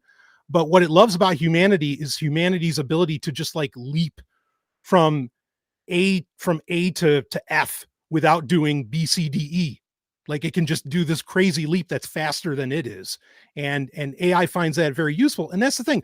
Because like, I'm not saying we all have to be artists or something, like, by no means, but what makes us incredibly special, and not just the difference between us and AI, or the difference between us and other, parts of the animal kingdom or whatever else. What makes us so special is it's not even like a remix. It's, I don't know if there's a word for it, but just so if any human being had like a fifth of the data set that ChatGPT has, it would innovate the fuck out of things. I mean, like it would just, it'd do it crazy. Why isn't AI innovating like crazy right now in that sense? And that's because whatever it is, the incredible parallel processing that the human brain is, or the human body, because it's not just the brain, whatever it happens to be, like we can just innovate like there's no tomorrow. And even the little things that we do that we don't realize is an innovation. Even like the way that you somehow, jump up onto, I don't know, jump off of stairs or do skateboarding shit. I mean, people wouldn't consider that art, but that's something an AI couldn't even consider, at least not right now. Not until it has a material form that's, reliable and has a more than 5-hour battery life. So right. So that's the thing. I mean, just living creates data in a very real sense. And I mean, even if you consider there to be an Akashic record, like then more so, that's exactly what's happening. And the body is reconstructing itself all the time. I mean, I people think it's a tropism to say that, but it's literally not. Your cells are being reconstructed over and over and over again. Yeah. So this is the point. I know we got to wrap up soon, but this is a point I want to get out there. And this is a major, I can't believe I'm going to say this out loud. Now, first off, folks, like I am not saying, oh yeah, let's give it all to AI, let AI do everything, blah, blah, blah, blah, blah, because we're always worried. Okay. But who watches the watchers, as in who controls the AI, who ultimately, has their hand on the wall outlet, to unplug it or something like that. And we should always be worried about that 100%. Okay. But there could be value here. There could be ways to integrate this to where human value is respected and understood and added to, okay, the value of your life within this. But this is the thing. So that song earlier, and I'm actually going to close out the episode with your track, JStar, because I love that. I love that chill step stuff. And I think we're getting a little hot and bothered. So that'll cool people down, which is nice. But I think that, again, I can't believe I'm saying this. Like the song I made, the lyrics, I did not write the lyrics, but it got me so well. And I did not put that information in there. I gave it the name.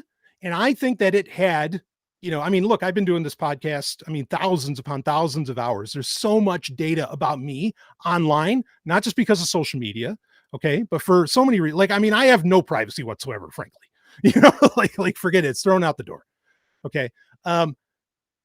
I think it accessed a data set about me because it saw the name Dr. Brian Sovryn and it knew.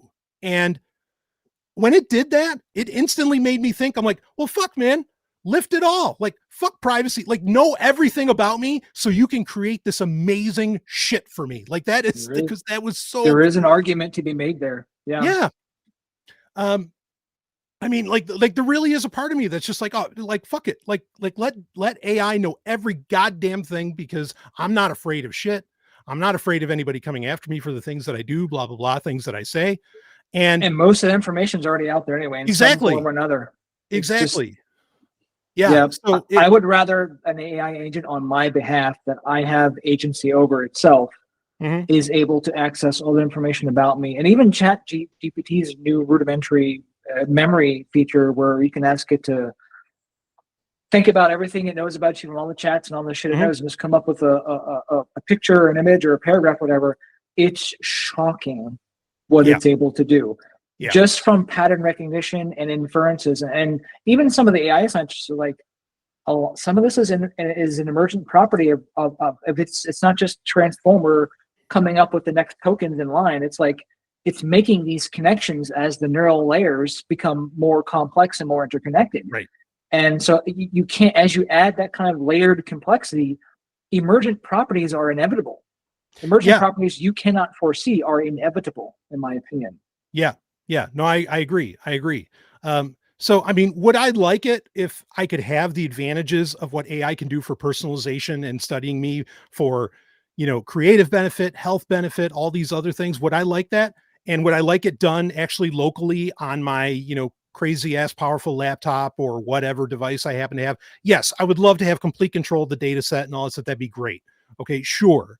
But at the same time, like, is that viable right now? I don't know. So I think we're putting out here ideas of like, okay, reconsider the value here, of what this technology, what this revolution that genuinely is happening, whether it's the AGI or ASI or not, that doesn't matter. Like what it can do for, it's time to rethink it. And it makes me rethink what I want, how and where I want my data to go. And we can both say that, okay, we might be in privileged positions where we don't have to be afraid of what data gets out there about us. And there are people around the world where they do need to be afraid of that. And of course I respect that, like 10,000%. I respect that. Okay. I've been fighting for it for over 10 years on my show. Like, I know, but just this was the first time where I actually saw the value of my thoughts, some of even my deepest thoughts, which I've expressed on the show, being out there in the open and accessible by a data set and what it created for me, because I felt so energized and inspired, even though it wasn't created by a quote unquote human entirely. It is still a product, honestly, of my genius. Yeah, that song you created is an example, of my opinion, how a small fractal example of like how even materialism manifests. It's an emergent property of various agents interacting together to produce a thing. You interacted with your own individual, the culmination of your individuality in that moment, right? Which could have been different depending on your mood or whatever. So many factors. Brian Sovryn typed this thing in this machine that was not written by controlled by him. Other factors made this machine able to take what you did and turn it into something based upon its themes or whatever and whatever. I don't know if it's pulling data. I think it just relies on themes or whatever. But the fact of the matter is, like, that song specifically does not exist without Brian Sovryn's input. That song is an emergent property of the machine and the human working collaboratively. Right. Period. Right. Bingo. And no, exactly. So are you ready to hand over all your to just make it open and let it ride? I have trust issues with the humans more than the machine. But that's a great point. Especially for medical purposes, I think that's at the very that would be if a service that was medically focused were to be offered, and it required them to have a lot of data, I would probably be a beta tester, simply because I have very little trust in modern medical communities, human-driven, reactive perspective to handle individualized medicine appropriately.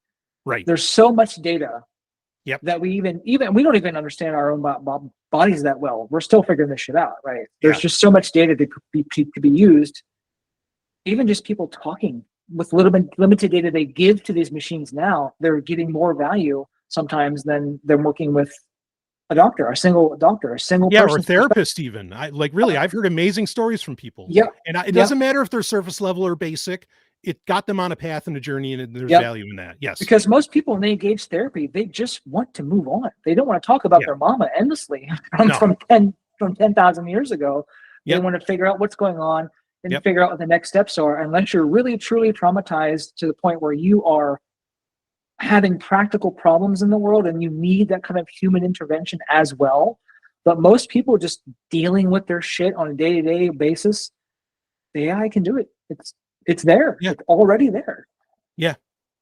No, totally. I think you raise a great point on that, because because we're really, I think, especially in the West, quote unquote, whatever it means, the Western world, we're really at a crucible right now where people do not trust the medical system. And I don't blame them. You shouldn't have trusted them for a long time. Just go back to the 70s and all kinds of wacky shit that was going on then, that was claimed to be medical science, MK Ultra, excuse me.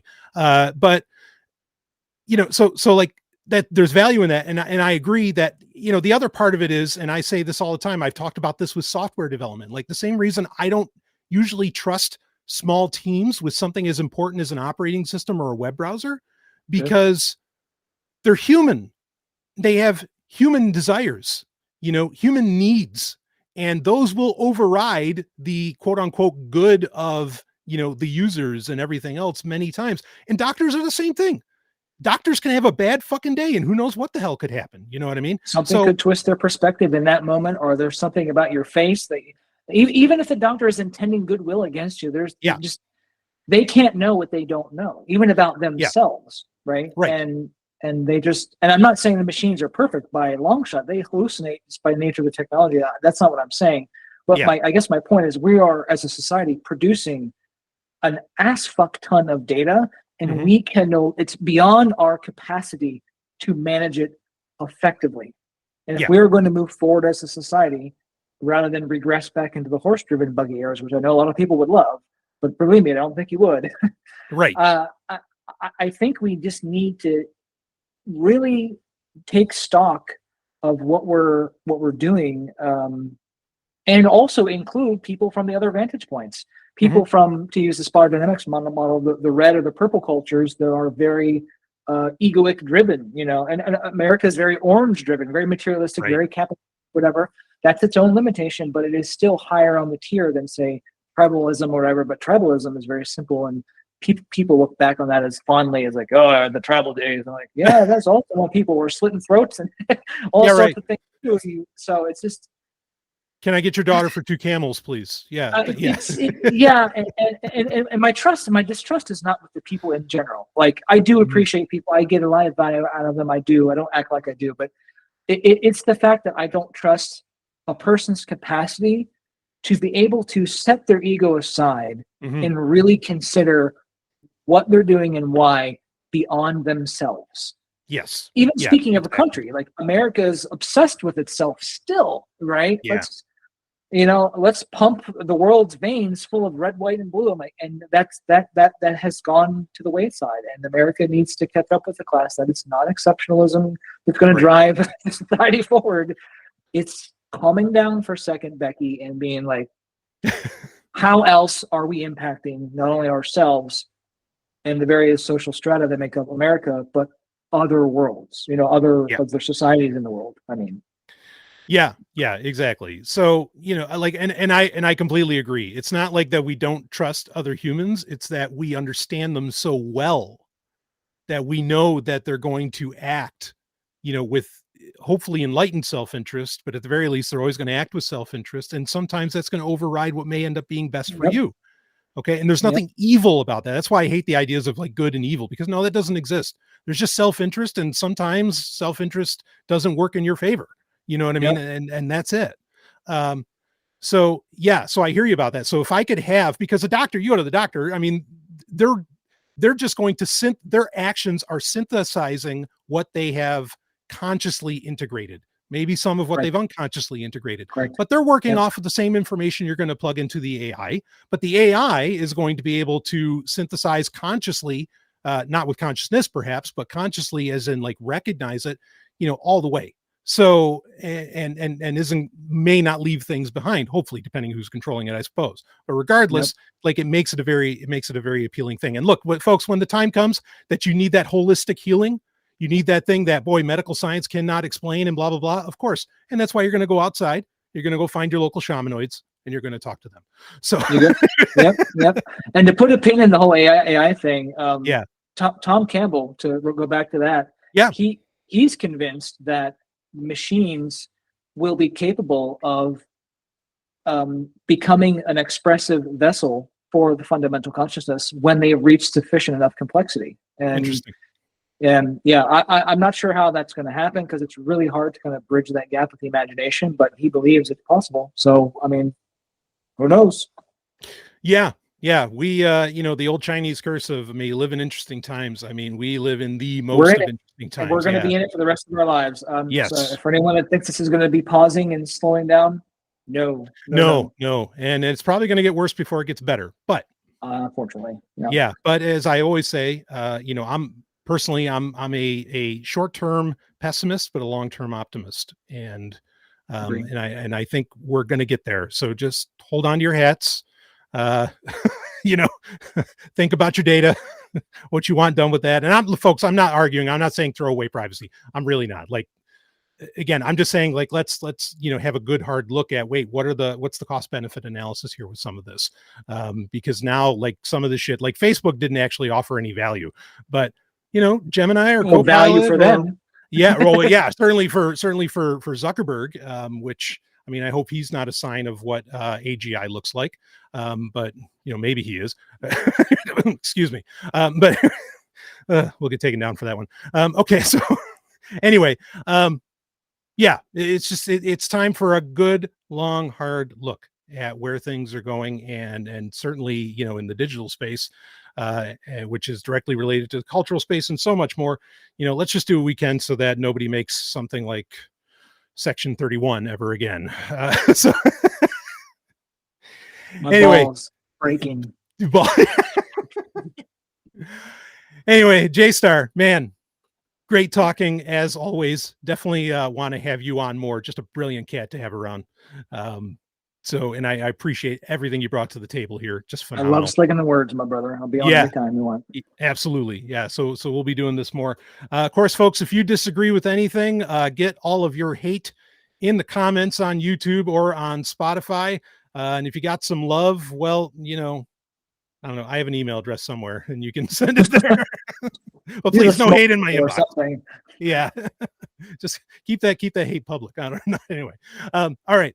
So for everything we do at Sovryn around here, we will see all of you on the other side.